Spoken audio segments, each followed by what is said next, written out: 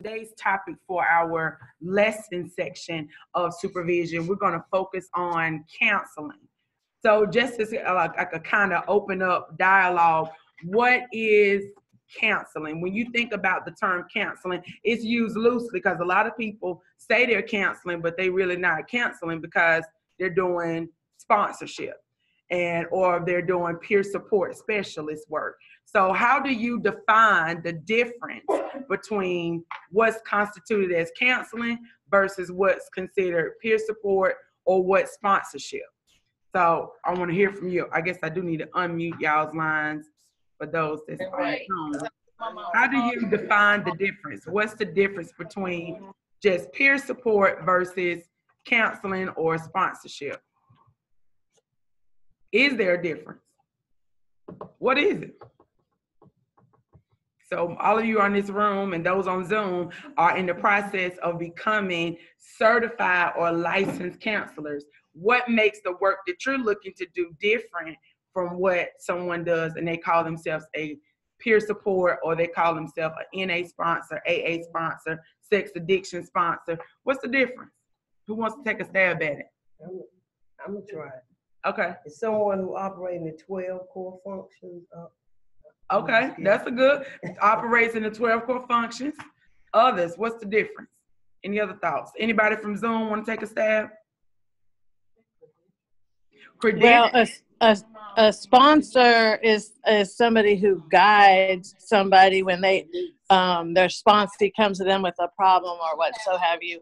A peer support is somebody who's had a little bit more training and about their addiction, and that a counselor goes in it such more in-depth things with the person and tries to lead them into learning about the disease of addiction and how they can maintain their sobriety, different tools that they use. Okay. All right, good. Anybody else want to add? So just to kind of summarize, someone that's considered a sponsor is someone who has had lived experience and they can offer experience, strength, and hope. So they don't mean they have to be ethical to be a sponsor. They might cuss them out. They might tell them what they believe, telling them they a blankety blank, blank, blank, because as a sponsor, they don't have a code of ethics that they're abiding by. Basically, they're going by their lived experience and what worked for them. So typically someone who's considered a sponsor, that they're actually working a program of recovery, such as NA, AA, one of the 12-step programs. So as a sponsor, it's their responsibility to guide the person through the process of the 12 steps, meaning the 12 steps that were somewhat initiated by AA, but those same 12 steps, you'll see them in Overeaters Anonymous, Sex Anonymous. It's the same 12 steps, but they just change the subject, meaning they change the substance from food to sex, alcohol, narcotics, drugs, or whatnot. So a sponsor is basically using the principles and traditions of that particular 12-step program. Does that make sense? So if you go to a 12-step meeting, they're going to talk about the traditions, the 12 and 12, the 12 steps, and the 12 traditions. So no one is in charge. There is not a leader of the 12-step meeting. Everybody is servants, humble servants. So if you go to a 12-step meeting and somebody act like it's their meeting, then that's when you need to, okay, it's a meeting going on and this is not in line with what the 12 tradition says.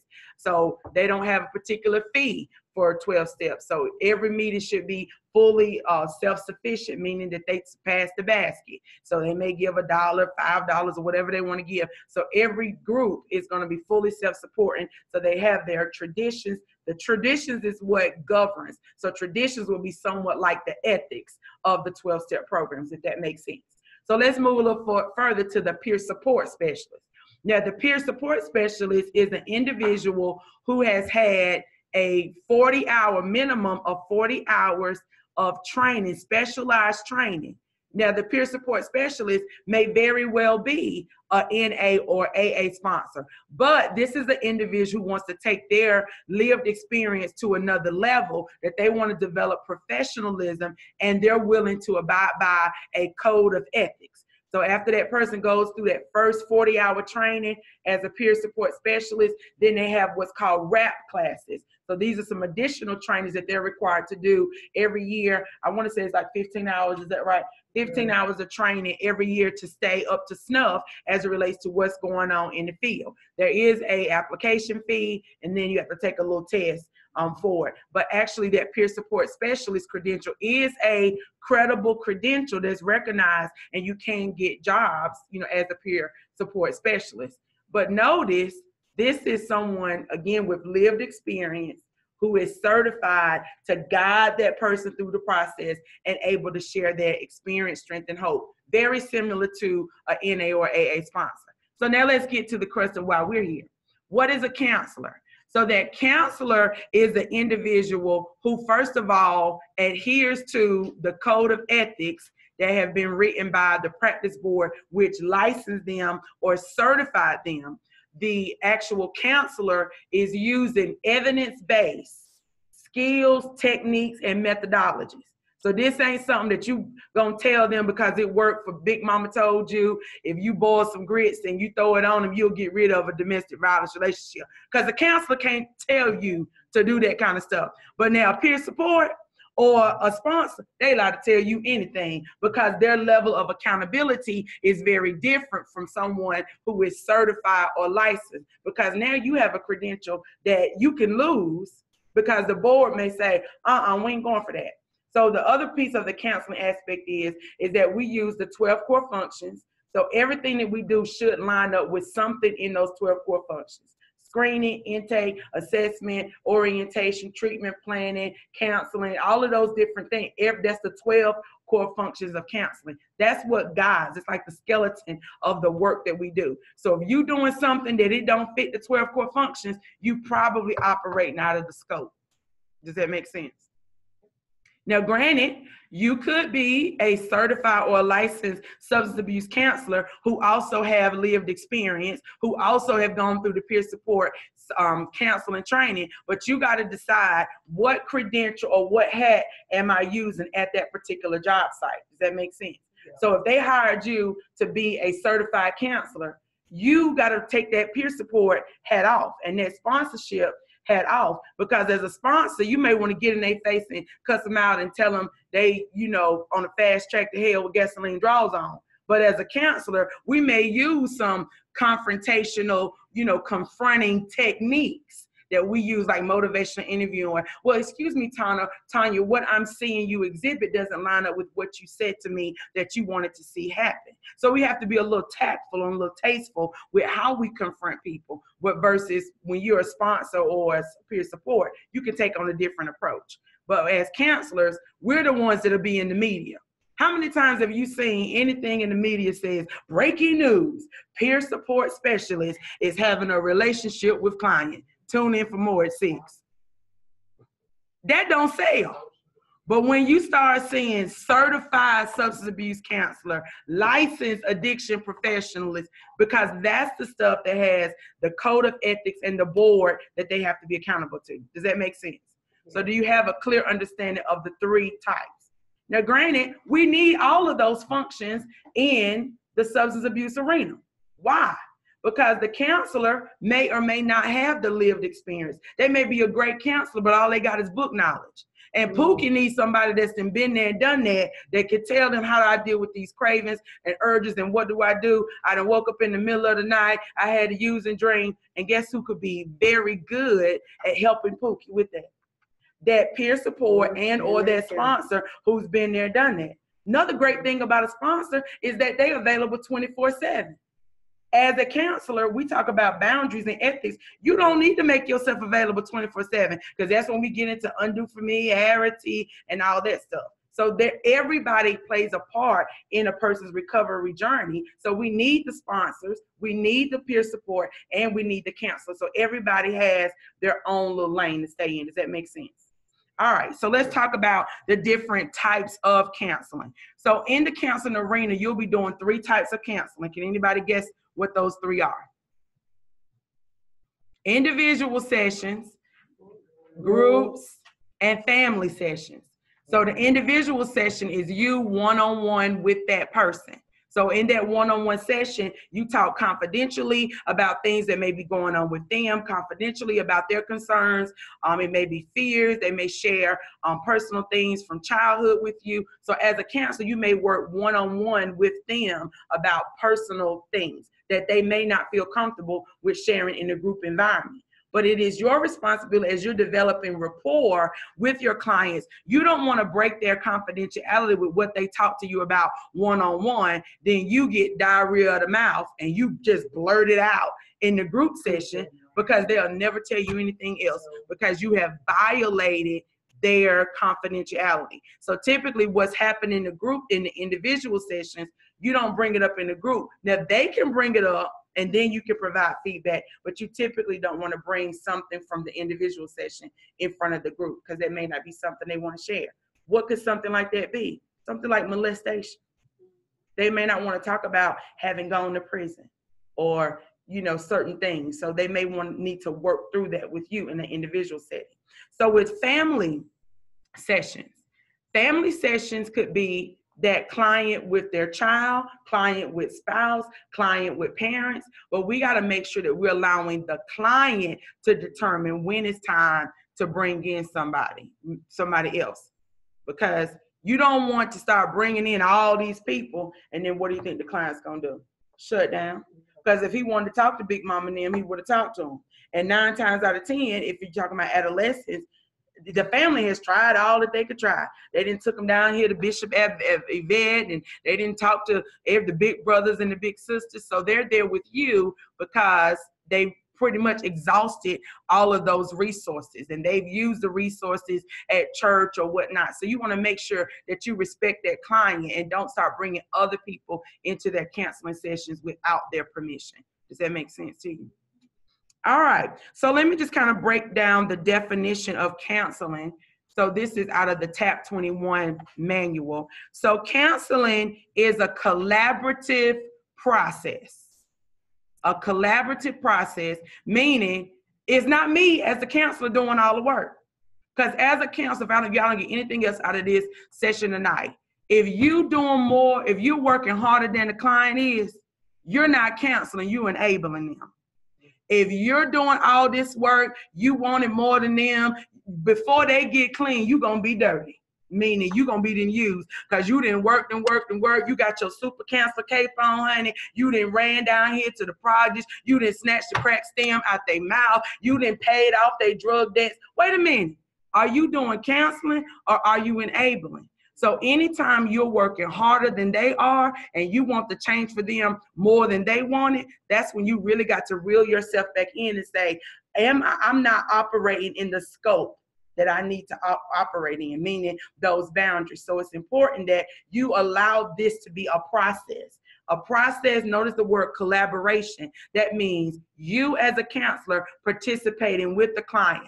I like to tell my clients, we like in a partnership. It's like tag team, back again. Ooh, there it is. So think about wrestling. They go in the ring, you go in there, you fight a little while. When you get tired, then you can lean on the ropes or tag me and I can jump in there with you. So in counseling, you're in a partnership, a team with your client, working towards the goals that he or she desires to work on. So if they need feedback, if you see them struggling, then you give them feedback and show them through a collaboration, techniques, skills, things that they could do to move forward. Does that make sense? Yeah. But if you done got in the ring and they supposed to be resting or recovering or reflecting on some things and they didn't took off to go get them one, how you feel? You fighting the battle for them.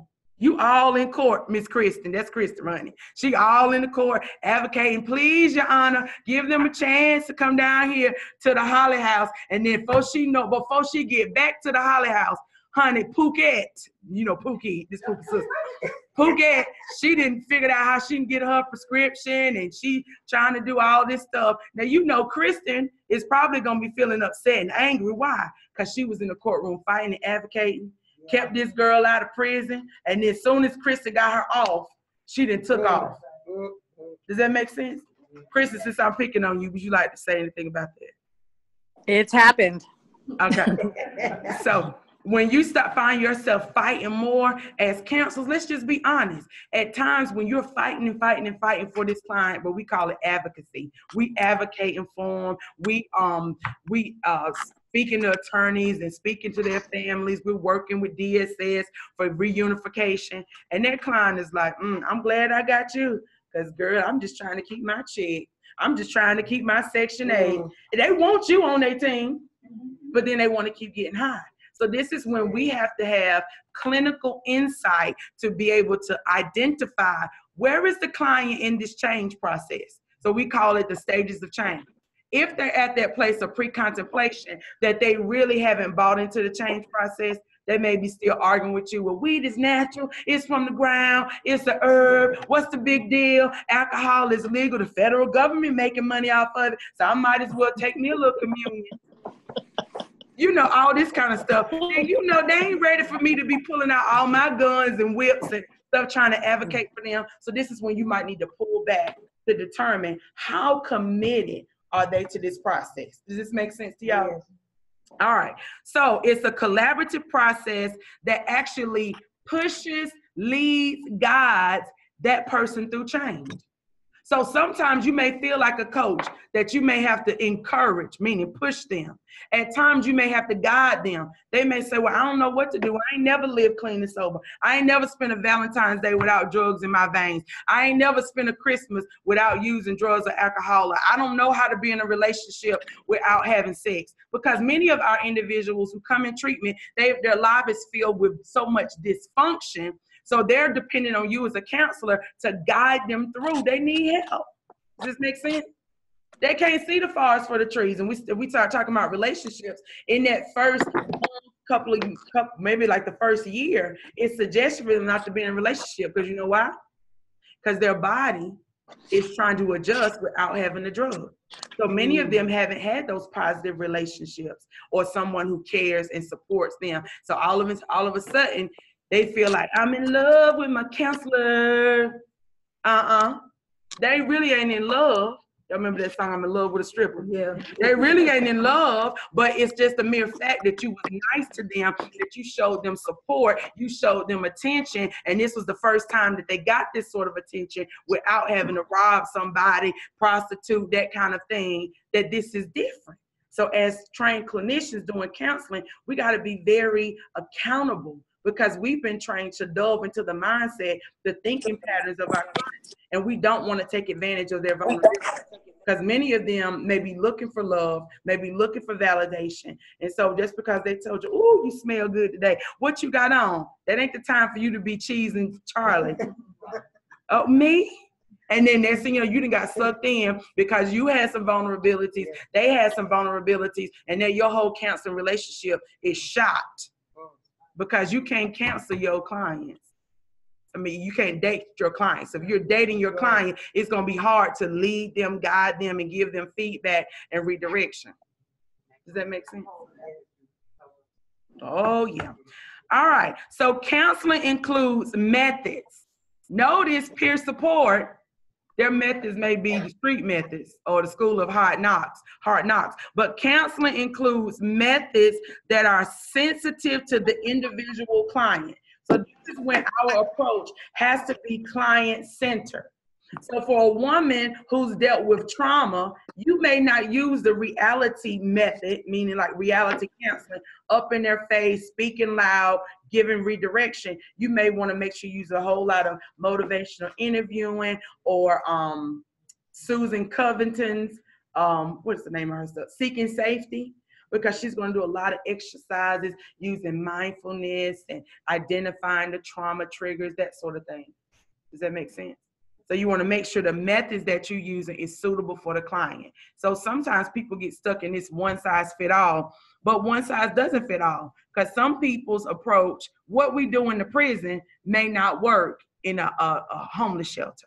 What we use, what you may use in a religious Christian organization that's providing substance abuse counseling, it may have a moral value versus the medical value. So in a substance abuse setting that's faith-based, They may look at addiction as spiritual warfare. They may look at some of the things that go all the way back to, y'all remember abnormal psychology? They was casting out demons, performing exorcisms, and all that kind of stuff. Now, I hope Miss Yvette and Tika, y'all ain't doing no frontal lobotomies over there at Miracle Outreach.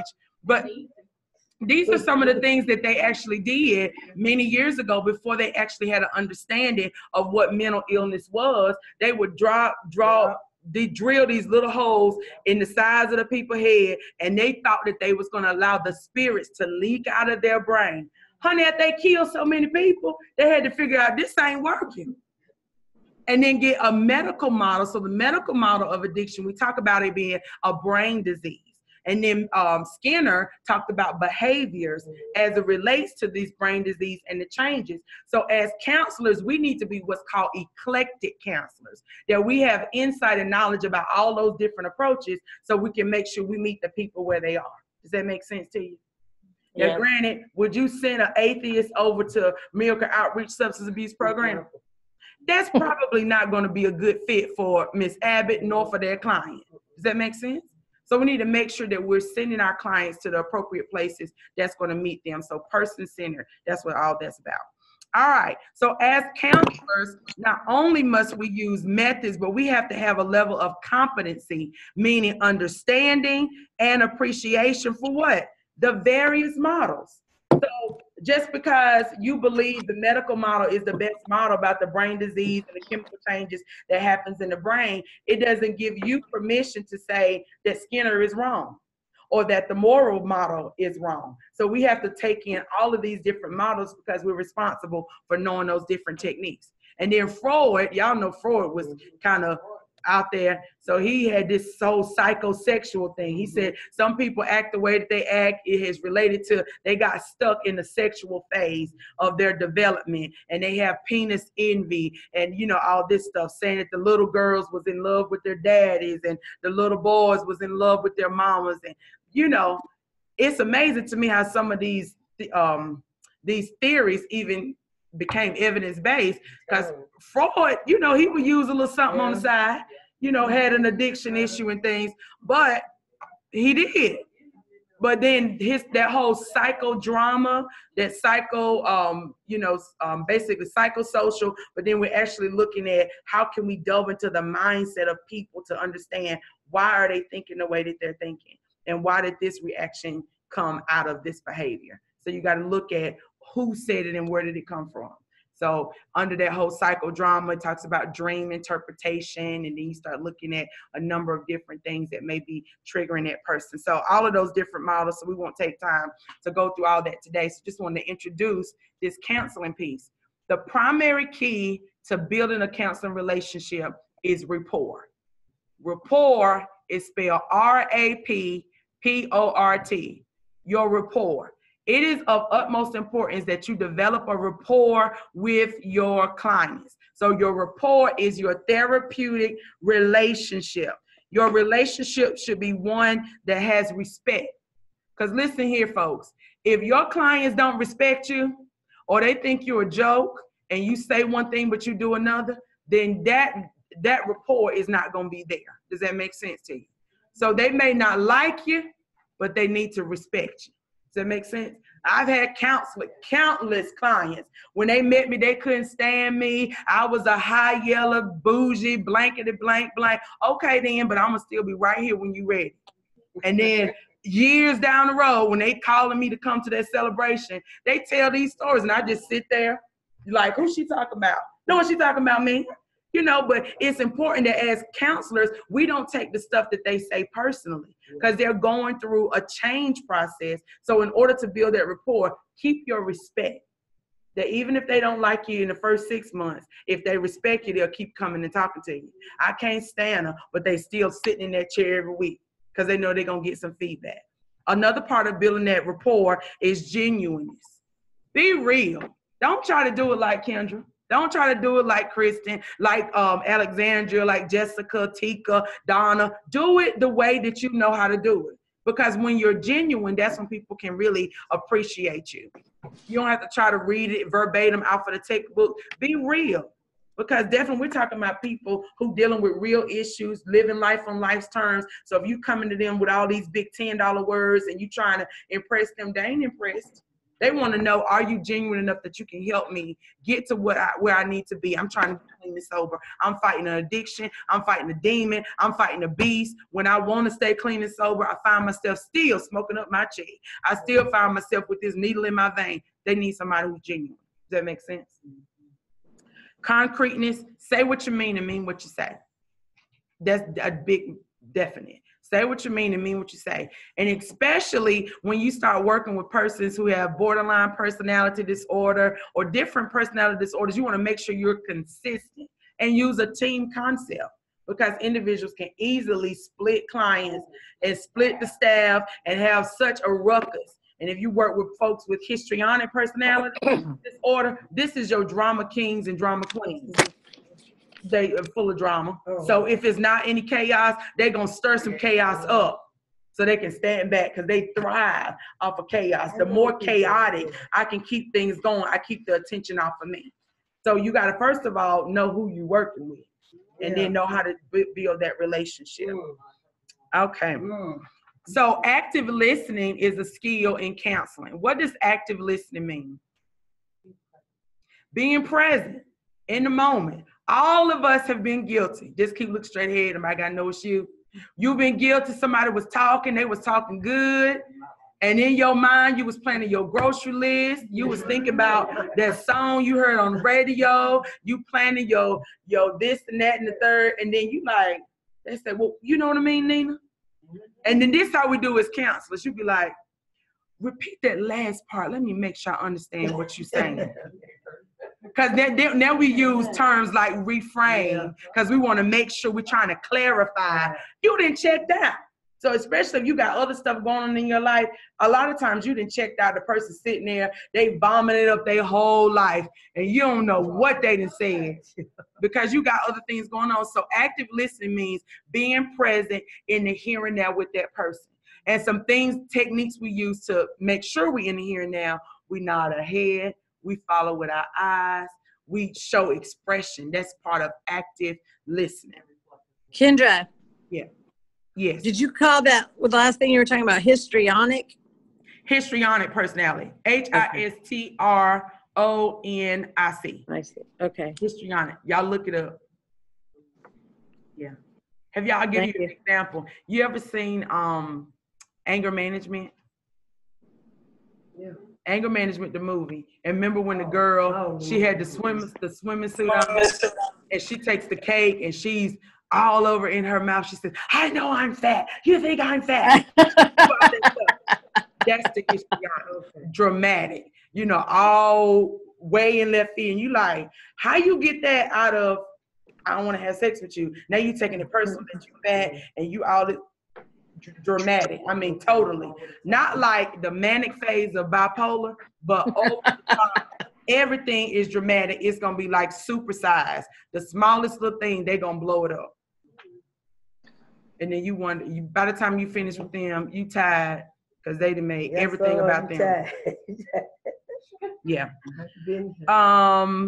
Using warmth and respect. Validation is another good thing to remember. That a lot of the folks need validation, meaning that, okay, I see you putting forth some effort. They still may be a work in progress, but part of building that relationship, you need to validate that they're doing something right. Now, you may want to hang them up to dry because you think they done made the worst mistake of their life, but find something to still validate them, to encourage them. That's a part of that motivational interviewing, that we find some strength that they have. Does that make sense to y'all? Mm-hmm. Right. So remember our own morals, beliefs. We kind of talked about that last week with service coordination. You got to make sure that you check your morals and beliefs at the door and your attitude, because we tend to project off on our clients. So when we're projecting, what is that? What is that called? Counter transference. Good, Tanya. That's called counter transference. When you're taking your stuff, how you perceive the world. So you got your rosy red glasses on, and you want them to see it the way that you see it. Because see, the truth is, many times we don't see the situation as it is, but we see it based on how we are. or we're seeing them like our child, or we're seeing them like our loved one. So you want to make sure that you're putting your own personal values and morals to the side, and that you're being ethical at all times, because we can easily offend people with our stuff. All right. Next, we need to make sure that we know how to implement appropriate engagement in the interview process, because keep in mind, counselor, you may ask a whole lot of questions. What's the difference between an open-ended question and a closed-ended question? Open-ended, you have to go into detail. Okay. So open-ended is you're gonna give them just enough, and then they got to say more than yes or no. So, so if I asked you an open-ended question, so tell me what was positive about your day, and how did it make you feel? What was negative about your day, and how did you respond to the negativity? Versus, did you have a good day? Do you see the difference? Yeah. So you want to ask it in such a way that it's going to provoke them to talk and to follow up with more. Because you're looking for, as a counselor, we are very inquisitive, because we're trying to get more than just a simple answer, because we're listening for what they say and what they don't say. That's a part of our active listening, using what we call the clinical sniffer. Because people can be telling you stuff, as long as you stay in the field. The more you work this out using discernment, is what we call it in the church. But in the clinical setting, it's the clinical sniffer. That folks can be telling you one thing, but you're saying, they lying. Because something ain't adding up. And then you use the clinical insight and you put in A with B, and then the investigative part of you, the third eye, you seeing a whole different outcome than what they're saying. And then sooner or later, if you just take a little mental note, it's all gonna come together. Does that make sense? All right, so asking those questions, making sure you're paying attention to the client's response, because guess what y'all gonna have to start doing? Writing notes. You're gonna have to document what happened in those groups, those individual sessions. So in the event, you need to start looking at the client's progress. You can look back on how they responded to interventions when they first came into treatment versus 6 months down the line. If they still come into individual sessions and they're just saying, I'm good, okay, is that I'm good a decoy because you really don't want me to tap into really what's going on with you? But the only way you're gonna know that is if you taking notes of what the effectiveness is and how well that they're responding. Does that make sense to you? All right. So in that documentation, you want to always make sure you're stating the facts. Don't put your opinion in there, because that's not going to hold water in court. State the facts using words like as evidenced by, what did they actually do? Client caused a confrontation in group, client told a lie, client borrowed money and didn't repay it, so now there's conflict between 3 group members. Client spoke openly about having a sexual relationship with a married man of whom she is now experiencing guilt. So you're not gonna say, I can't believe this chick right here had the nerve to commit adultery. Because do that sound clinical? No. That's personal. So you want to state the facts. Don't put your personal stuff in there, because the reader of your notes shouldn't know whether or not what your values or your beliefs are. You just stating exactly what happened. Does that make sense? All right. Next one, you want to recognize, we talked about that earlier, recognize the client's strength. There are different models in treatment. We talked about CBT, motivational interviewing. We talked about some Gestalt previously. High risk behaviors. So Donna is here. She does the HIV, primary HIV groups at Insight. So basically, she's one of those communicable disease counselors intervention. You may say, well, why in the world would we have to focus on HIV, AIDS, tuberculosis, and communicable disease in addiction field? Well, I'm glad you asked, because part of our counseling job, we have to be ready and prepared to deal with these high-risk situations, because many times our clients are doing any and everything in order to get their drug. So sometimes you got to address the addictive patterns, because everybody ain't just addicted to drugs. They may be addicted to sex, addicted to selling the drug. So you got to address those high-risk situations. So as stuff come up, because granted, when you did that treatment plan way back when, they ain't know you. So they weren't gonna tell you about they was diagnosed with HIV so many years ago and they still been turning tricks. They went to prison and that's how they maintained their canteen because they was doing sexual favors. They're not gonna tell you about all this stuff that they was doing, although the health department told them that they had to notify people. Yeah. So then that's when you might have to refer your client, because after they start working their fourth step and they start thinking about how they gonna make amends to all these people they have harmed, and that guilt then really set in. Yeah. Oh, okay. So now we got to help them by linking them to the right resources. And how in the world can somebody make an amends when they done had so many sexual partners and done so many sexual favors that they can't keep up? So that's when, as a counselor, I ain't got to worry about that. I'm gonna say you need to talk about this with your sponsor, baby, or Sugar, or client John Doe, or whomever. Does that make sense? Because that sponsor can help them come up with some ideas how to work through that guilt and shame and working the steps. Does that make sense to y'all? All right, so high risk behaviors are definitely real. Life skill classes is another part of the counseling approach. So not only in counseling when you talk about their addiction, but you may have to dig deep to talk about living life on life's terms. Because what about somebody who's lived and grew up in a group home and they went from group homes to prison and been in and out of the judicial system? They may not know how to live on the street. Don't know what it means to get a job. They've been a pharmaceutical representative all their life. And I ain't talking about working for Procter & Gamble. I'm talking about for Pookie and Ray Ray. And you talking about, you want me to go and get a job for $7.25? Do you know all I need is one pack and I can make that money in like 5 days? And you want me to go over there and deal with them people at Burger King? I can't even do it. So you may have to do some life skill classes and showing them, you know, the better way and the high risk and the consequences, and you ain't got to be looking over your back. So part of our counseling approach, we deal with the medical issues, the brain disease aspect, but then we're also looking at how they can live. That would be a part of their relapse prevention plan. How can we help you to stay in treatment, to stay in recovery and not fall off the wagon? Make sense? All righty. Crisis intervention is another big part of counseling, because sometimes we got to help the client respond to what they identify as a crisis.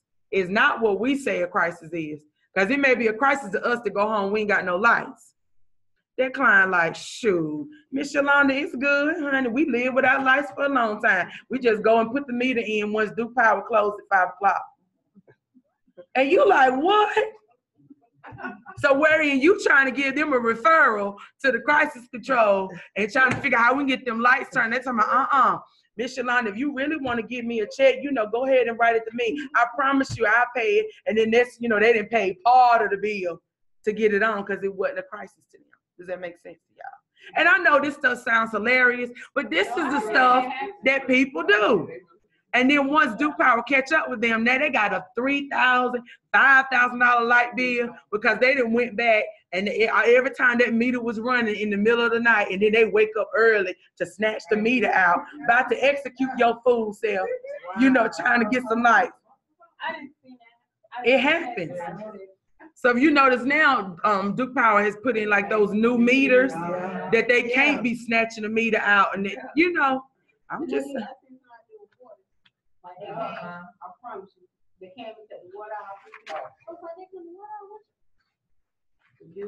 Soon as they pulled out, and then when that fell cut back out, I was like, wait a minute, we gonna stop stealing stuff. Let's get this straight. Listen, you all as counselors, we are not dealing with people who are dumb. You are dealing with some very wise and resourceful people.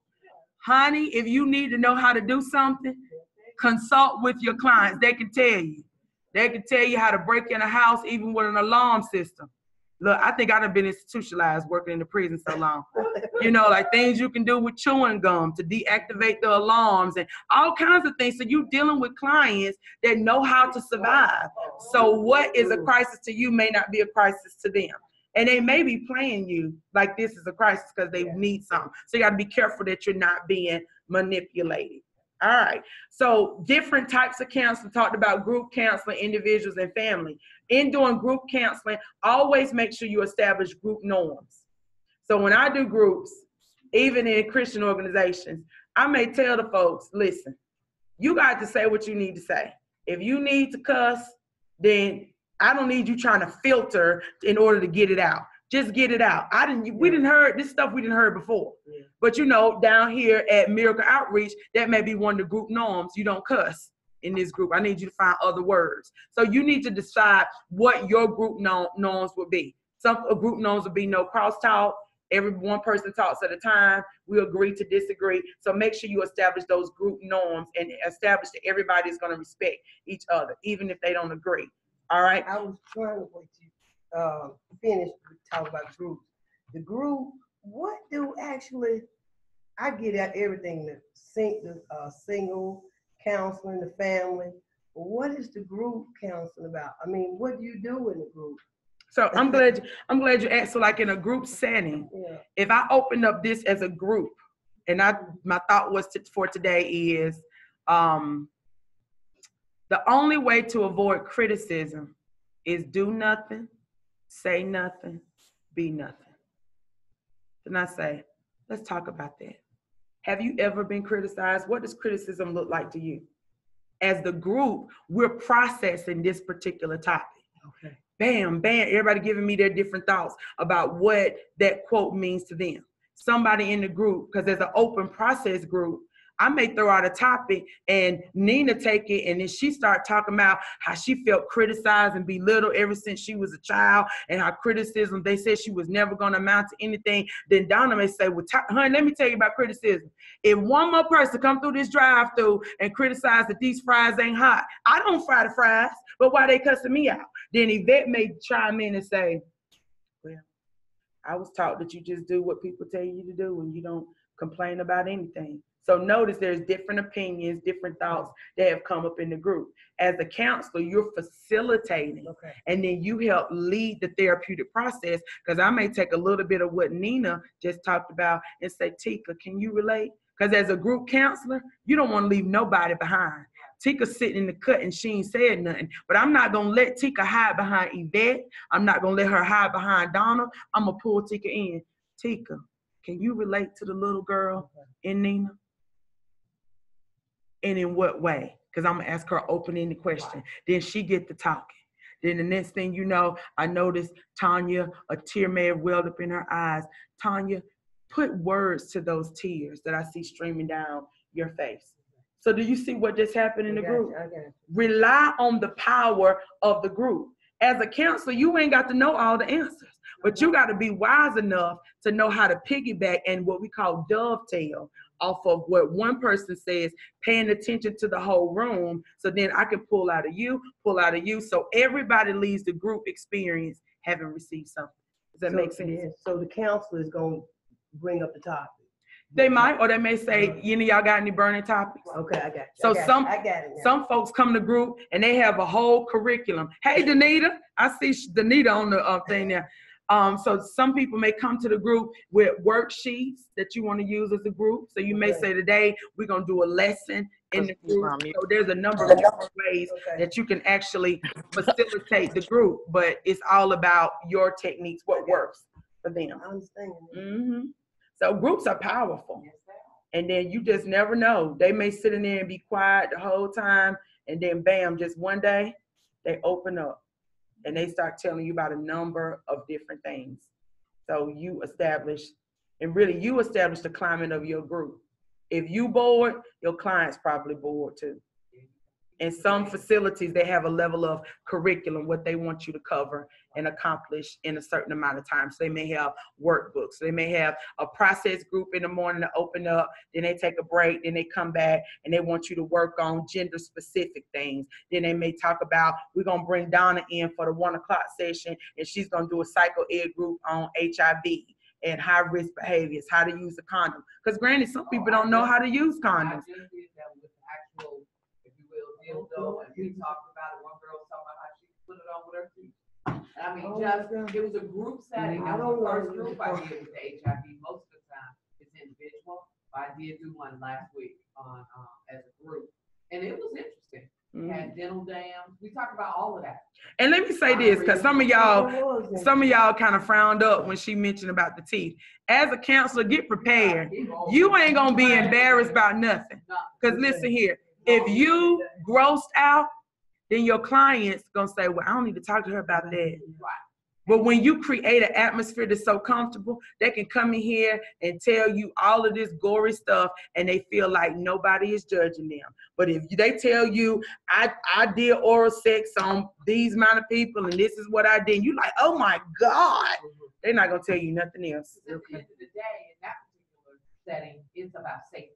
And if you have to make it creative and make it fun and make it foreplay, whatever you gotta do to keep from transmitting or getting any of these sexually transmitted diseases, that's what you have to do. So, yeah, I'll let them run with that. Yeah, tell me more. Right. So pretty much that just kind of wraps up our introduction today on counseling, to give you an overview that counseling is more than just I come in here and then we just smooth some things over. If you really want to do good work as a counselor, you got to get to the root of it. You see what I'm saying? Because too many people go into treatment and they getting the leaves cut off, but then those leaves grow back. But when you really, I'm giving you an analogy to see what counseling should do. Counseling should be so powerful that it cut the tree down, dig up the roots, and let's deal with everything, deal with the dirt in your life. As a counselor, I want to get to the dirty, stinky, nasty stuff in your life. I want you to learn how to not worry about saving your face. Because as a counselor, I'm going to tell you, you can't save your face and your butt at the same time.